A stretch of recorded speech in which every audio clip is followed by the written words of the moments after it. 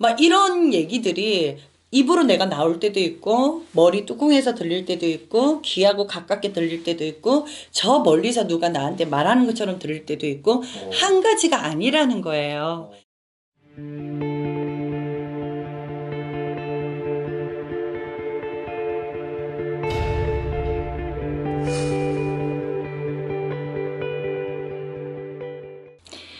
안녕하세요. 반갑습니다. 명주신다입니다. 이 문학은 과연 이 네. 신의 말이 어떤 식으로 들릴까라는 어떤 이런 이야기를 한번 해보고 싶거든요. 궁금해 하시는 분들 의외로 많아요. 음. 귀에다 대고 얘기하세요? 아니면은 뭐 어떻게 들려요? 저 멀리서 얘기를 하시는 거예요? 이런 식으로.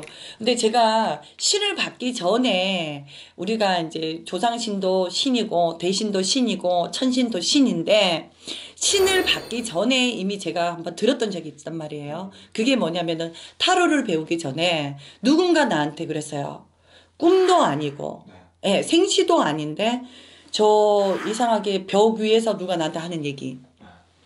야야 타로 하면 신이 올 낀데 그래도 할래? 누가 물어봤어요. 어떤 할머니가. 어떤 그 육성으로 왜 이렇게 내가 지금 말하는 것처럼. 어, 이게 지금 왜 이 말을 하냐면 단계가 있더라는 거예요. 신이라고 해서 들리는 게 다 똑같은 데서 들리는 게 아니라는 거예요.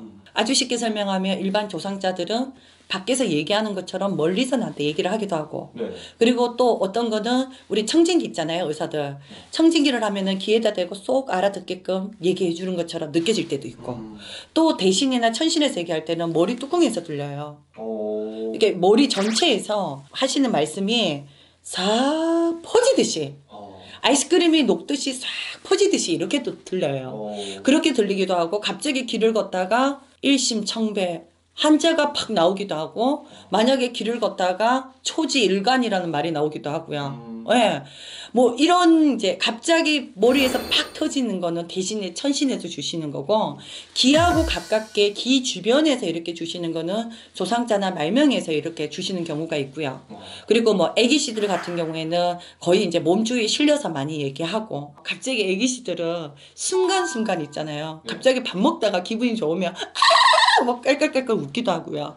그러니까 신의 특성마다 다른 것 같아요. 제가 또 잘 알죠. 선생님 어떤 식사하거나 네. 그때 가끔씩 이제 또 실리시잖아요. 맞아요. 네. 그래서 갑자기 만약에 내일 내가 이제 일이 있어요. 네. 그래서 어디 좀 먼 길을 가야 되는데 그 집 조상에 갑자기 실리면은 갑자기 뭐 하는데? 뭐라고? 오지 마라! 막 나한테 욕하는 소리도 들리고요. 막 이런 얘기들이 입으로 내가 나올 때도 있고 머리 뚜껑에서 들릴 때도 있고 귀하고 가깝게 들릴 때도 있고 저 멀리서 누가 나한테 말하는 것처럼 들릴 때도 있고 한 가지가 아니라는 거예요. 근데 오시는 분들은 막 이렇게 내가 점을 막 보면서 얘기를 하잖아요. 들려요? 뭐라고 들려요? 어디서 들려요? 이렇게 물어보시는 분들이 의외로 많은데요. 근데 막 오셔서 왜 방울하고 부채 안 들어요? 하시는 분들이 있거든요. 근데 방울하고 부채를 꼭 들어야지만 신이 오는 건 아니에요.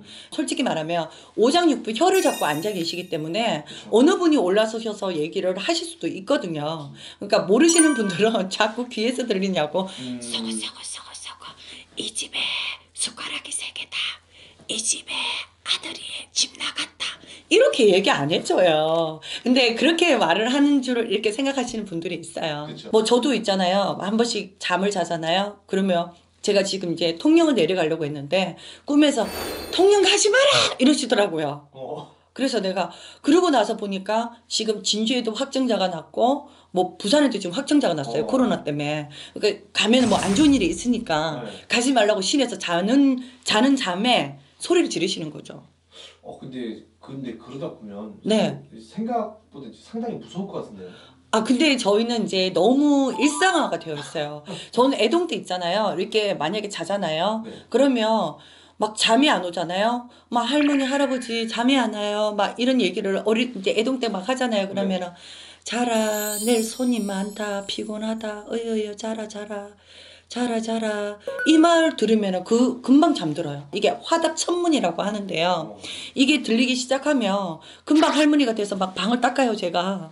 예, 어떤 날에는 목욕탕 가잖아요. 네. 옆에 있는 남의 의자까지 다 닦아요. 할머니 실려서 막 닦고, 아이고, 들어버려. 치아라 하고, 할머니 실려서 그러고, 어떤 날은 막 밥 먹, 와, 맛있겠다. 깎아 먹자. 애기식 실리면 막 이렇게 소리 지르기도 하고, 놀기도 하고. 그러니까 이 신을 갖고 계신 분들은 한 감정을 가지고 쭉 이렇게 일관성 있기가 힘들어요. 그래서 제가 볼 때, 저는 일단 뭐 같이 사시는 분이 없지만, 무속인 선생님이랑 만약에 어떤 남편분이랑 같이 사시는 분이라면, 그분한테 저는 상줘야 된다라고 생각합니다. 그렇죠. 네, 오늘은 여기까지 할게요. 감사합니다.